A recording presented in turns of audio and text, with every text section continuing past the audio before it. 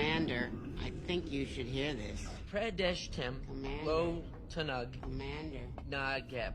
Enter the lair of the Leviathan. Commander. There you will find the path to the gateway. Commander. Yes, Mrs. Packard, what is it? I'm picking up something on the hydrophone I think you should hear. Put it on speakers. He's my best friend, he's my pal. He's my homeboy, my rotten soldier. He's my sweet cheese, my good time boy. This is a message to all the haters out there. If you don't like what I do, but you watch everything I'm doing, you're still a fan. Okay. I know I wasn't there, but everyone who was there said that he was right next to you. He was, but like he didn't start next. He didn't start next to me. He was by his car, and was his car like next to your car, and he like ran around your truck to get to you, or no? His car was across the lot. Okay. I've seen the high school parking lot. That's kind of far. That's what I'm confused about, but like I swear I'm not crazy. And Charlie kept saying that I hit my head. But I did. Yo, breathe. Hey, I believe you, okay? You do?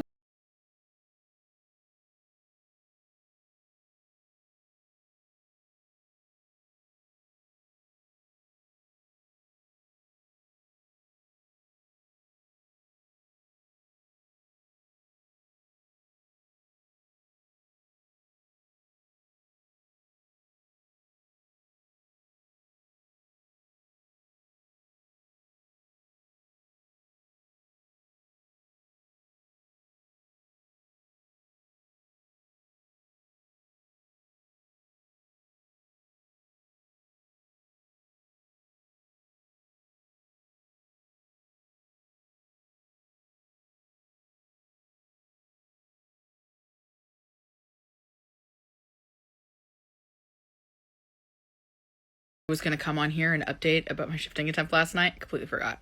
Last night I decided to try to shift for the first time in a hot minute. Did not go as planned. I used Carly's shifting sub, the Wish Fulfilled, that she uploaded yesterday.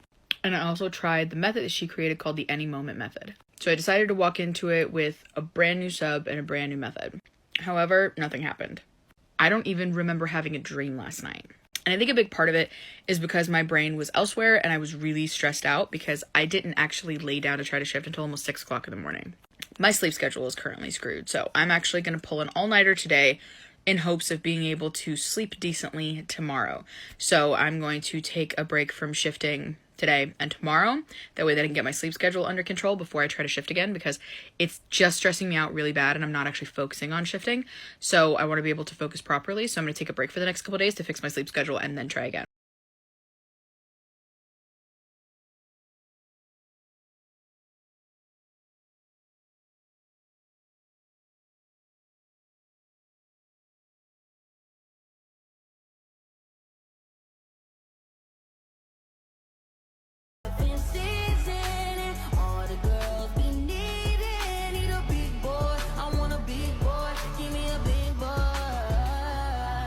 So I decided I would come on here and give, I don't think it's aggressive shifting advice or anything like that, but it's definitely not my usual like shifting advice. It's not just don't give up kind of advice. I feel like it's also advice to take to heart when anti-shifters are bullying you. And I mean this with my whole chest. We all die at the end of this ride. We all die at the end of this ride. So who gives a fuck? Who gives a fuck if these people think that we are crazy? Who gives a fuck if we are spending our time trying to do something we genuinely believe in and that brings us joy and can help bring us travel and fulfillment and love? Who gives a fuck if a bunch of anti-shifters think you're crazy? Why do you give a fuck what they think? Why the fuck are you considering quitting? Baby, we die at the end of this ride. You might as well speed. It's a full-time job and it's extremely time consuming and it's not as easy as it may appear to some people. I think I like when it rains.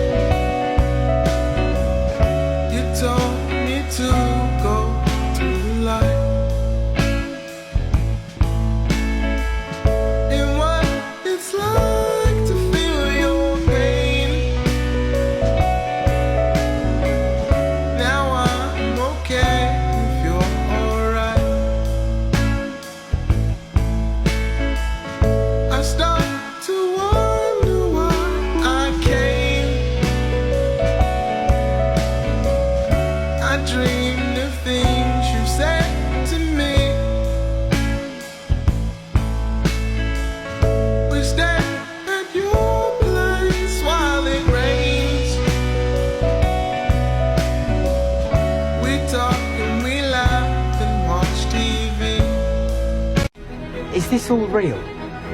Or is it just happening inside my head? Of course it's happening inside your head. Why should that mean that it's not real?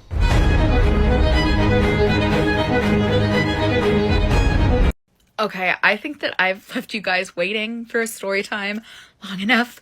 For anyone who didn't see the video that I posted about 3 hours ago, I opened my eyes in another reality last night. Yeah, I know, I'm still freaking out too. Don't worry, I haven't grasped it very well at all, but we're gonna have some coffee together and we're gonna talk about it. So, not to sound like Carly or anything, but let's talk about last night's shifting attempt. I put my whole heart into actually having like a proper shifting routine last night.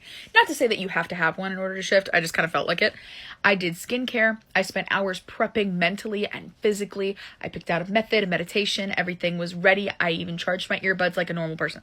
I was so ready. And then by the time I actually laid down, I felt like I was like too tired to actually do a guided meditation, which was my original plan. I was going to do the Void State 2.0, which is what I used both times I mini shifted before. And I was like, you have to follow like instructions with a guided meditation. I don't really feel like I can do that right now. I kind of just want to listen to something and think about my DR while I fall asleep. For reference, anyone who didn't see my Get Ready to Shift with me last night, I was aiming for my MCU DR. So I decided to just put on a normal subliminal. And anyone who's been keeping up with Carly's account or my previous videos, she just finished shifting boot camp and posted an amazing shifting subliminal. When I used it the first time, it didn't really do anything, so it was just like, okay, whatever, I'll try again. And I was going to use her any moment method. And so I'm listening to this, and for reference, because I'm going to show you my room, because the place that I open my eyes in is a different version of this reality, I'm going to have to explain the setup of what it looked like in my room. For reference, my room was super dark. I have blackout curtains, so really the only light that ever peeks in is sometimes when the sun is up, you'll see like a little bit of light right here, like 2 inches of it maybe, but not that much. And then these strip lights right here were on red on 50%. My regular lamps were not on. I fell asleep with my earbuds in and my eye mask on to keep out the light because for like shifting purposes, I fell asleep with the first Avengers movie on my TV. But my Xbox has a tendency, once a movie's over and you haven't touched it for a while, it just turns off. So I knew that it would eventually turn off while I was sleeping. So I fell asleep with my earbuds in, listening to the subliminal, everything blacked out, curtains are keeping out all light, the movie is on, red strip lights are on, okay? Stay with me. I'm repeating the affirmation, awake or asleep, I will shift at any moment, for several minutes. And then eventually I was like, you know what? Sometimes when I try to shift, I feel really paranoid because it's a really big experience and sometimes can be kind of jolty. I felt like I needed to remind myself that I was super safe. So I started repeating to myself in my head, I am completely safe in all realities. And just over and over and over again until I felt myself truly calm down. There was no tenseness, no nervousness, nothing. And then I was going to go back to the original affirmation, but then I felt like I really needed to just like hammer some belief into myself that like, girl, I've mini shifted twice already. I'm going to do the shit. So I started saying to myself, I've already shifted twice. I'm going to shift again. And then after doing that a couple times, I was like, no, I need to talk about it like I've already got it. Because I just listened to a couple of books on manifestation and it talks about the like importance of like I am. Like you currently have the thing to bring it into fruition. So instead of saying like I will do it again, I started saying it as I've shifted before, I am shifting again. And I just kept making sure to really hammer in like the I am of it all, that it's currently happening. I repeated this affirmation until at some point during the subliminal and during the affirmations, I ended up falling asleep. And then I woke up and everything was weird. This is the part where I'm going to show you guys my bedroom so that you can see what I'm talking about. Okay, this is my dresser. Had the same dresser since I was a kid. That is the back of my door with a bunch of clothes hanging on it. That is my bookshelf. The lamp is right here. This is the window with the blackout curtains. I opened my eyes and this should have been almost completely dark, TV off, and the red lights should have been on, just like I fell asleep. I opened my eyes. This is all covered in natural lighting, the same way that it would be if I didn't have blackout curtains and instead just had regular curtains. I used to have regular curtains in this room. I know what this room looks like in morning light. So all of this was bathed in natural lighting. These lights were off. There's no reason for those to be off. They are no longer on a timer and have not been in over 6 months. This dresser had a lot less stuff on it, and it was like different stuff. Like it was still nerdy stuff, but there was less of it, so it looked a little more bare. There were still pictures around the mirror, but the mirror itself was more narrow. Like it sat almost more like this, and instead of stopping here, it was up here. And this part of the dresser, the top part, was actually also a little more narrow. So this part was like here, and this part was about like here. So the entire dresser itself was more skinny. And then these on the wall weren't there at all. There was other pictures, but it was hard to see. And then this wasn't here at all. The back of the door had less clothing on it. It was a couple shades darker of brown. This wall was a couple shades lighter of gray.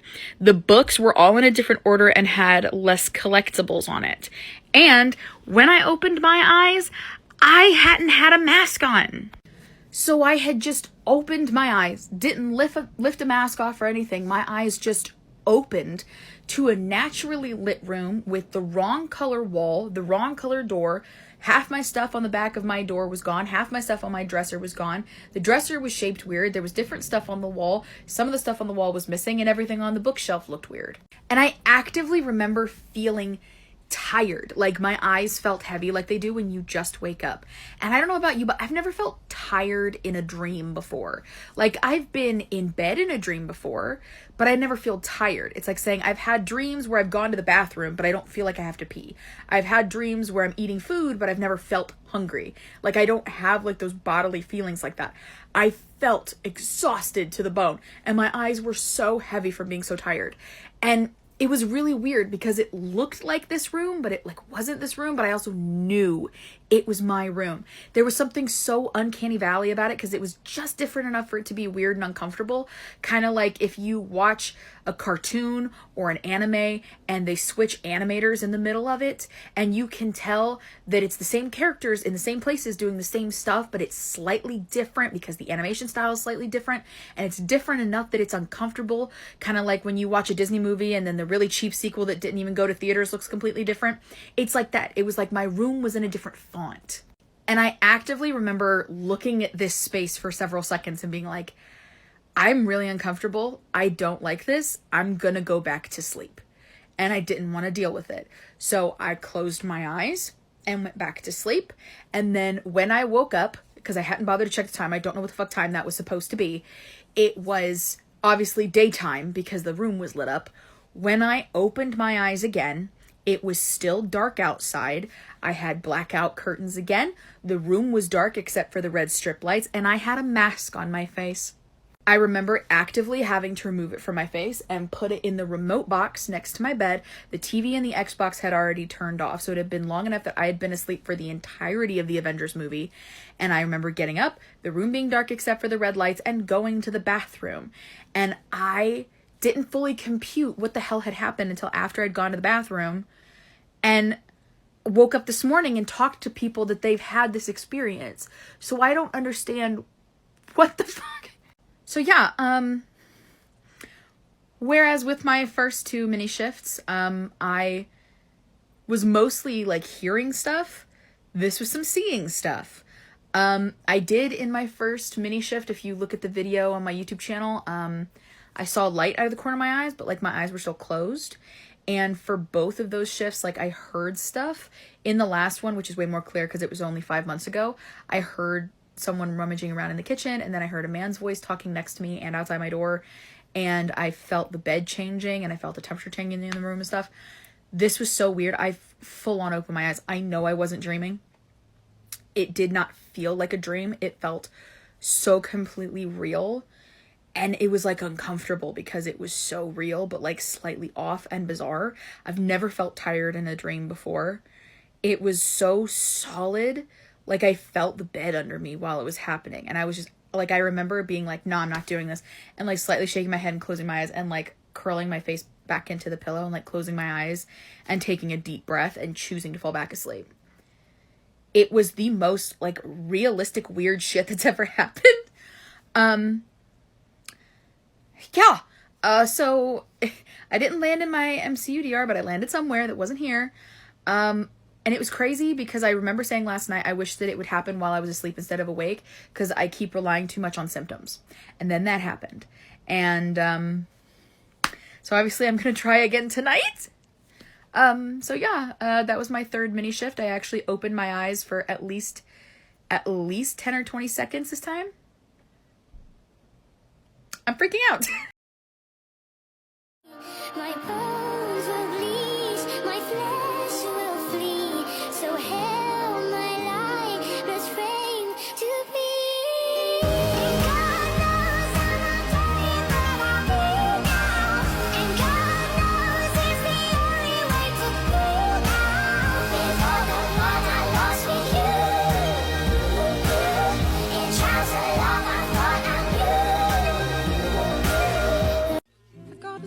white roses when I specifically asked for red? You could always paint the roses red. What an odd thing to say. Is it hot in here? Are you hot? I mean, you are hot. I mean... I can't stop and look the other way, 'cause I know it could be, babe, and you never felt the same. Okay, I don't know what's going on with TikTok and why it won't let me respond in a video, but the person tagged down here in the caption asked me on my video about opening my eyes in my DR what method I was using, so I figured I would just go ahead and put it in an isolated video. First of all, this is the sub that I was listening to. This is an amazing subliminal that my friend Carly made. I will also tag her in the description or in the comments if I forget. But I listened to this and I loved it. It makes me feel very calm. My ADHD gets really irritated when I try to shift. So using this was very calming and made my brain all happy. I also didn't realize the angel numbers on the subscription. Can we talk about the 1.11 for a second? Didn't know that was going to happen. Anyway, so I was listening to that and there's no like set method to use with that, and I had asked her opinion on what she thought I should use and what she was using, and she was using the any moment method. Again, I'll throw it up here. This is a method that Carly made herself and that she uses super often and she pretty much swears by. I have to kind of adjust it for myself because I don't like box breathing. I feel like I end up focusing too much on my body and on my breath, and it's actually really distracting for me. So I remove the box breathing and I just do regular deep breathing and replace that with step 2. And I was going to do this method like word for word, step by step, but I ended up like accidentally spontaneously adjusting it the night of. I hadn't tried to properly shift in a hot minute, and so I was feeling a little insecure, I think. And after repeatedly saying awake or asleep, I will shift at any moment repeatedly to myself, it then kind of turned into, I just kind of need to reassure myself I'm completely safe. Sometimes, oh, not my hair sticking up. Sometimes shifting makes me feel extremely paranoid, especially since the 2 mini shifts that I had before, the one where I opened my eyes, were kind of daunting and intense for me. So I then spent God knows how long repeating to myself in my head that I am safe in any reality that I choose to be in, that I am safe in the reality I was born in, just like different variations of telling myself I'm completely safe over and over and over again until I felt the paranoia go away and I felt calm and relaxed. I feel like that's a really big thing for me, is I need to be so calm. And then after that, I started to do the original affirmation again of I will shift at any moment, whether I'm awake or asleep, whatever. And it just wasn't really hitting, and so I decided to adjust it to be like, I have already shifted, I will shift again, because I mini shifted twice before that. And then I was like, no, I just read some books on manifestation. It's important to acknowledge the I am and the law of assumption. So I started mentally chanting to myself, I have shifted before, I am shifting again. And I continued to say that to myself in my head until I fell asleep. And then when I woke up, I was somewhere else. So honestly, it's probably the simplest thing that I've ever done as far as shifting, and it was the calmest, easiest one ever, and that's when I opened my eyes somewhere else. So that's what I did. If it works, or if you try it, let me know. How can you say that you're not responsible? What does it have to do with me? What is my reaction? What should it be? Confronted by this latest atrocity, driven to tears, driven to tears, driven to tears.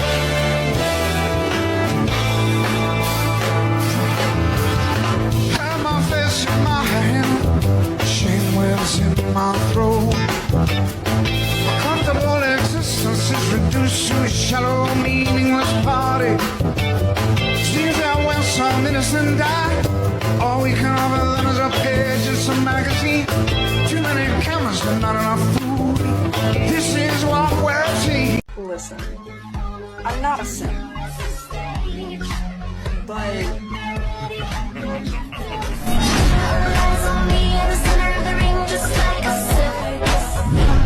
The world is not in your books and maps. It's out there. Can you promise that I will come back? No.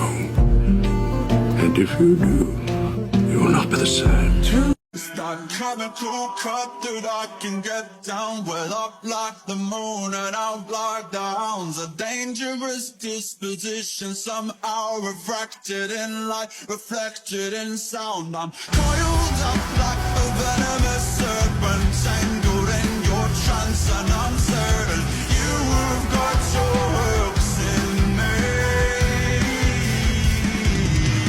The way I would f him, Really? it's not even funny. I'm a ride he wouldn't survive. The wheels would come right off. What the fuck, bitch? What the fuck, bitch? What the fuck, bitch? What the fuck, bitch? What the fuck, bitch? What the fuck, bitch? What the fuck, bitch? What the fuck, bitch? What the fuck, bitch? What the fuck, bitch? What the fuck, bitch? What the fuck, bitch? What the fuck? Speaking to me is a privilege. You do not have privileges. Diva is a female version of a hustler.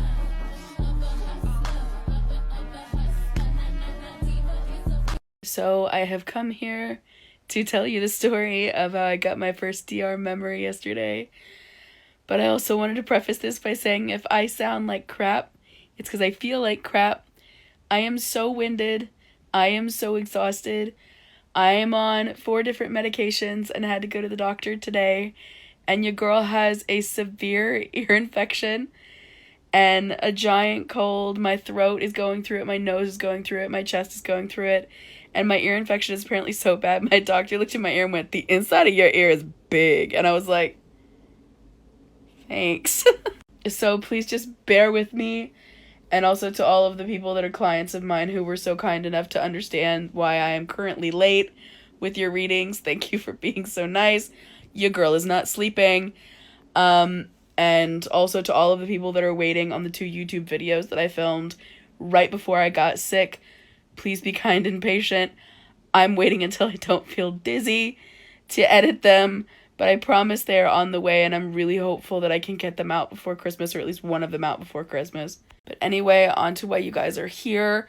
I had my first memory from one of my DRs yesterday, and I'm really surprised that it was not as jarring of an experience as I thought that it would be. I think that I really had it built up in my head that it was going to be like those scenes that you see in movies where someone has some sort of memory loss and then they get a memory back and it's like they stop dead in their tracks on the sidewalk and they gasp and stare off into the distance as the memory hits them like a truck and there's flashes and it's almost painful and terrifying. And I think like I built it up like it was going to be this extremely dramatic, insane thing when really it was just me going, oh, I remember that. Like with a very just like calm, aware knowledge of I've lived through XYZ. And I think it's almost the easy calm of it that is the disturbing part for me, because I always thought that actually like opening my eyes in another reality was going to be exactly the same way. But when I opened my eyes in a different reality a week ago today, it was super easy. It was just like I just did it. I felt no symptoms. I just went to sleep and I woke up and I was somewhere else. Like it just felt easy and natural and non-threatening. And this felt the same way. I didn't feel like I was under attack. It was just something that was happening. And it was a very bizarre feeling. And I feel like in my early days of Shifttok, like the idea of like DR memories was a very different concept. And I thought that I'd had them when really it was just that I had scenarios I was completely sure of. So this was the first time I've ever had like a true memory that I felt completely connected to. I've had what my friend Carly calls DR realizations before, which is a very different thing. And if you would like me to do a video talking about that, I definitely can. But this was completely different. I have been watching the Harry Potter movies while I'm sick. It's just a comfort thing, but also around the holidays, I think about Harry Potter a lot because the Christmas aspect in Harry Potter is there so much. And so I've been watching the movies, and I was on the second movie and working on a crochet project, and the part of the film came up where they find Mrs. Norris petrified, and the teachers and students and everything show up while the Golden Trio is already there. And you know that part of the scene when Severus is like I think perhaps that Potter and his friends were just in the wrong place at the wrong time. And then he pauses, and then it's like, however, I don't recall seeing Potter at dinner. And canonically, the next person that speaks is Gilderoy Lockhart, who's like, actually, that's my fault. Harry was helping me answer my fan mail. I had this very real, part of me wants to say sudden, but I feel like sudden almost implies that it was like sharp and jarring and intense. It was just like, it almost was like it melted into my brain because it was easy, it was calm, it just kind of happened. It was almost just like it slipped in and melted in there. A memory of being in that scenario. And in my DR, personally, my DR starts off during like the Prisoner of Azkaban storyline, like it's the beginning of the 1993 school year. And so this is my past in my DR. And I just like was aware that I had been standing near where Severus had been before he walked over towards Harry. And in my DR, Harry is like the closest thing I have to a child. His parents were my best friends. I'm his godmother, even though he doesn't know that yet. And so immediately I went into like protective mom mode. And I remember being like, Severus, like very warning, but also very clear and serious. And being aware that, like, he's looking at me with, like, the, come on. Because he and I are friends. But I also know that he's, like, frustrated with me and, like, fine, like, whatever kind of way. And when that first happened, I, like, actually paused the movie and I was like, what the fuck was that? But because it didn't feel like how I thought it was going to feel, I was like, it's probably just me being like, I know damn well how I would react in that situation. Like, just be like, I'm exhausted, I'm on multiple medications, I'm sick as shit, and I just chalked it up to one for the Delulu, you know? And so then as the movie continues and you end up at the scene where there's the writing on the wall about Ginny and McGonagall does the overhead announcement in magic speak. I don't know what the fuck they would do it with. They obviously don't have an announcing system, so it's just magic. So, but I'm going to call it an overhead announcement. She makes the announcement through the school that all students are to return to their dormitories immediately, and she wants all of the teachers to meet up in a certain corridor on a certain floor. And that's when Ron and Harry find out that Ginny is the student who's been taken into the Chamber of Secrets. The second that announcement happened, and they show the, like, cutscene of the teachers running through the halls, in my head, I immediately was like, oh, I remember when this happened. Fucking pause. Because I did not mean, oh, I remember this scene in the movie. Because, like, why would I think that? I've been watching these movies since I was a kid. I know them like the back of my hand. And I rewatch the Harry Potter movies genuinely like 3 or 4 times a year. More often than I rewatch the Lord of the Rings movies, more often than I rewatch The Hunger Games or Twilight. Like, it is my most rewatched series. It happens like once a fucking season throughout the year. And I was so confused as to why that hit me the way that it did. It was just like, oh, I remember when this happened.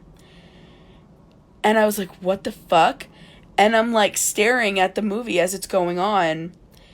And I became so like flooded into my brain of like what that scenario looked like, not through like a camera shot scene, but what it was like to be standing there for it and be looking at it and be like horrified by it. And I remembered standing between Severus and Minerva as they're giving Lockhart shit about like, weren't you just talking about you've always known where the entrance to the chamber is, now is your time to shine, like that kind of crap. And I know I was standing between them. Like, I remember standing between them and looking at him and, like, trying not to laugh at him, but also, like, being terrified for Ginny and for the other students. And I remember, like, logically needing to be so grounded in that moment. Like, I was trying not to reach out to grab Severus or Minerva by the arm. Like,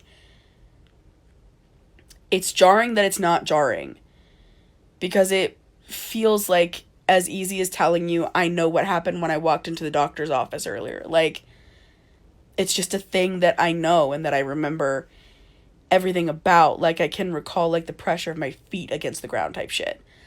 I don't know what has me so spiritually open lately. part of me really wants to blame the shifting boot camp that I did from Carly's videos, because it was right after that I opened my eyes in my DR, and now this. It's been a very wild couple of weeks. So that's the story of my first memory from a DR. I'm going to tag Carly down here because she's been mentioned multiple times. When I'm not sick anymore, bro, it's me and my Hogwarts DR on site.